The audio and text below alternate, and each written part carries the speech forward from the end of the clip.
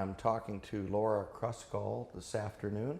So thank you, Laura, for taking time to join us. My pleasure. Thank you for inviting me. And I just wanted to start out if you would tell us a little bit about your early training, college, maybe where you grew up, that type of thing. And Absolutely. we'll go from there. Fantastic. I grew up in the Hudson Valley in New York, and I actually, in high school, I was an aerobics instructor, and I hadn't made any college plans and hadn't decided what I wanted yet to do.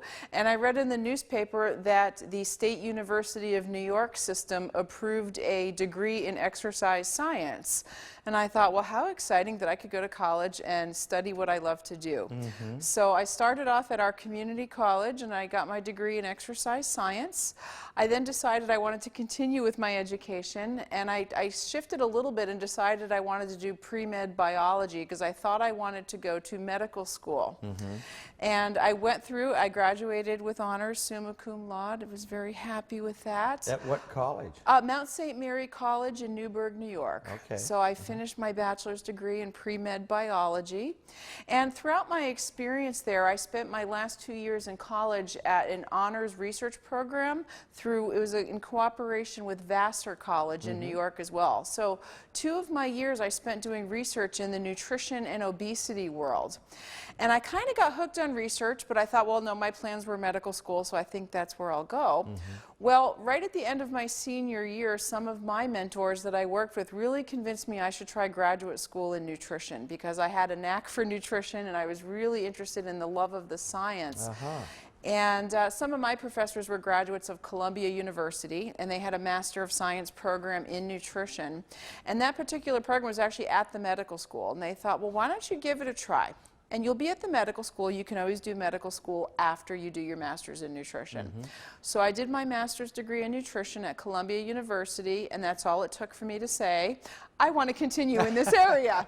At that point, I decided medical school is not for me. I really love nutrition sciences. And throughout my master's degree, I should also bring up that it wasn't just strictly nutrition. It was an integration of nutrition and exercise science. Oh, fantastic. Yeah. Perfect. Perfect. So in my master's degree, I took all of my elective courses in they called it applied physiology at Columbia University. My master's thesis was looking at an exercise intervention on body composition and energy metabolism. So I had that integrated nutrition and exercise science all the way throughout my career. Now, my mentors at Columbia University were also very involved with the American College of Sports Medicine. So as a graduate student, I became a member of ACSM, of course, and started attending meetings as a graduate student. What year would that have been, or around what time? Between 1990 and 1991 is when I was finishing my master's degree. Okay. And then you went to your first ACSM meeting, or? I went to my first ACSM meeting actually as a doctoral student. Okay, So we haven't gotten there yet. We haven't gotten there yet. I'll let you pick up from there. I got ahead of the story. Okay. So I finished my master's degree at Columbia University, and then I decided I did not want to go to medical school. I really would like to get a Ph.D. in this area. Some of my mentors at Columbia University were very familiar with my integration of nutrition and exercise science. I had a love for both worlds, and in my personal opinion, it's hard to have one without the other, especially when it translates to performance. It's hard to improve performance without adequate nutrition or adequate training. So I decided I really want to continue this at the PhD level, and a lot of my mentors recommended Penn State University to me. Oh, yeah. At Penn State University, in their nutrition PhD program, it's a requirement. It's called the Interdisciplinary Graduate Program in Nutrition. And what that means is that your main area of study is nutrition, but you must choose an outside emphasis area, and mine was exercise science. So there we go. Perfect. So I did my graduate degree, my doctoral degree at Penn State University, and I was housed in Knoll Laboratory. Oh, so Larry Kinney was there. Larry Kinney was there, and Dr. Buskirk was still there. I was going to ask you if you ever got to know Buzz. So. Absolutely. Oh, fantastic. That's why my mentors at Columbia recommended I go to Penn State, because there were my mentors. Larry Kinney was there, and Dr. Buskirk was there, just some wonderful people. Yeah. So I did my doctoral degree at Penn State University, and even though my doctoral degree is in nutrition, again, I was housed in Knoll Lab, our human performance lab. And then even there, I met a woman named Christine Clark. Oh, yeah. Of course, Which you probably know. Oh, yeah. Back then, sports nutrition wasn't really a discipline. We didn't have courses in sports nutrition. We didn't have textbooks in sports nutrition. And Chris Clark was the first person I met that had this title and was working in the area of sports nutrition. And as a graduate student, she took me under her wing, and I gained so much experience from her. Wow, and of course she's so tied in with ACSM Absolutely. as well. Absolutely, as were all of my mentors at Penn State University, and that's where I started attending the ACSM meetings. Well, I grew up in a little town called Lewistown, Pennsylvania, which is just over the hill goodness. from State College. Oh, how like wonderful. 20 miles away, so great. I like the area there. Wonderful. Where you went to school. So you ended up getting your Ph.D. I did. Then what? Then what? So I finished my Ph.D. and of course I was hoping for an academic position. That's what I really wanted to do.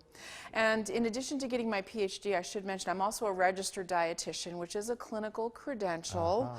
So I did that as well. So I'm not just a nutrition scientist, I'm also a practitioner. And so that's an RD? That's an RD, yes, registered dietitian. Okay.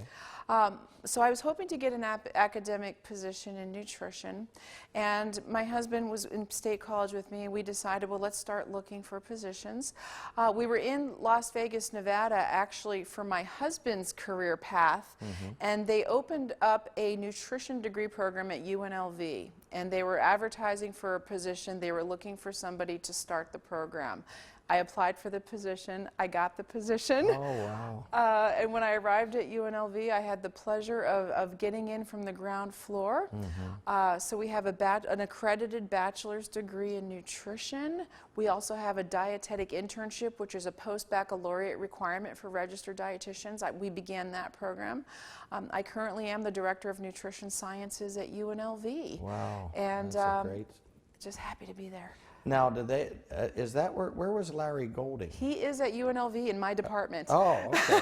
All right, okay. We are the Department of Exercise and Nutrition Sciences. Oh, so they're together. We are together again. Very nice. Yeah, we actually started separately at UNLV over a decade ago, and now we're together, which I think is where we need to be. Which is a nice combination. Absolutely. Now, do they have a medical school there too? Or? Well, we do. The medical school, though, is at the University of Nevada, Reno. That's right. Which is 450 miles from Las Vegas. Okay. So, but the medical students spend a lot of time in the hospitals in Las Vegas because that's where most of our population in the state is. Sure. Okay. Yeah. Trying to remember who I interviewed at this meeting in Austin that was there. Mary Saunders. Yes. Yes. Yes. Yes, she's there. She's up in Reno. Yeah. Okay. Absolutely. Okay. Okay. So.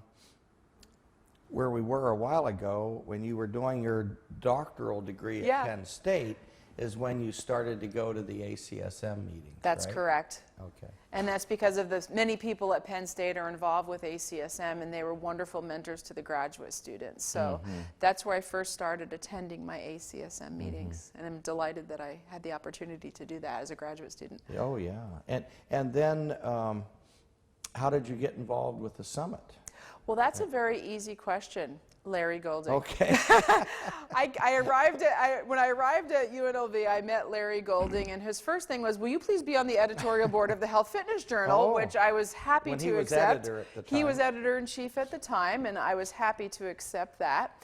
And then shortly after that, he had mentioned that with the summit, how important it is to have a nutrition track at the summit. And he asked me if I would be involved. I've actually been involved with the summit planning committee in an official capacity for 6 years. Oh, great. I first spoke at the summit in 2000 when it was in Las Vegas. So I was invited to speak since I was a local. And then shortly after that, I was asked to serve on the planning committee. And for 6 years, I served as the chair of the nutrition track for this planning committee.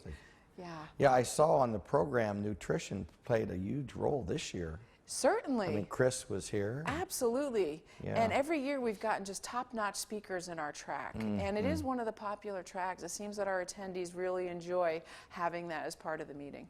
Yeah, I would think that out there in the trenches, so to speak, that's probably one of the things that people get asked regularly, and Absolutely. that is, what should I eat? What about supplements? What about, Absolutely. I can imagine that that's on everybody's mind. It is. And as a dietitian in practice, I don't see clients as regularly as the fitness professional. A fitness professional may see a client 2 or 3 days a week. Yes. I may see a client once every 8 weeks or once every few months. So it's very important for the fitness professional to be able to discuss nutrition with their patients and their clients. So in your educational program there at the university, do you have graduate students now too, or is it mainly undergrads, or what population? It's undergraduates, and let me backtrack with that. Our degree program, I came to the university in fall of 1999, and that's when we began our undergraduate program. So we have an undergraduate program in nutrition and dietetics, and then there's a post-baccalaureate supervised practice that's required before they can take their board exam. Okay. So we don't have a graduate degree in nutrition yet. However, we're an integrated department of exercise and nutrition sciences. We do have a master's degree in exercise science, and we do integrate those students with an interest in nutrition and performance or body composition or energy metabolism. So they could be taking classes and so forth. Correct. And I do teach sports nutrition for the graduate students. I wonder. So there is an integration, absolutely. That's what I was wondering. Okay. Absolutely. So then if there's a graduate student there interested in nutrition, you would be able to work with them and with the exercise physiology. That's correct. Aspect, and then your aspect, sort of like replicating the degree that you have. That I have. Yeah, it's harder to find degrees in sports nutrition. I bet. It's difficult. We're just not there yet as a profession. So if a student is interested, I could serve as their thesis chair and work with that student and then integrate again, whether they're looking at nutrition and a performance issue, or if they're looking at exercising, the effects on nutritional status. So I could certainly play a role with those graduate students and help them develop a thesis that really meets their needs. Yeah. Well, what kind of research are you doing now yourself? Well, I'm an administrator for the most part. I know, I sign my name a lot, but I am an administrator. We have 2 accredited programs, so maintaining accredited programs is an awful lot of work. But my research interest that I do anyway is I'm very interested in body composition and bone density.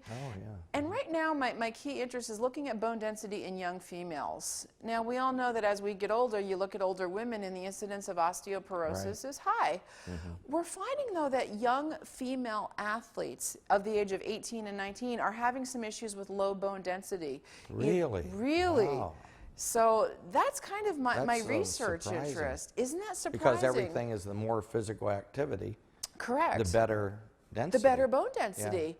But if we have young, for example, I look at some work with women's soccer at UNLV, and we're finding that some of these women are osteopenic. They have low bone density even at the age of 18 or 19, and they're training twice a day playing soccer.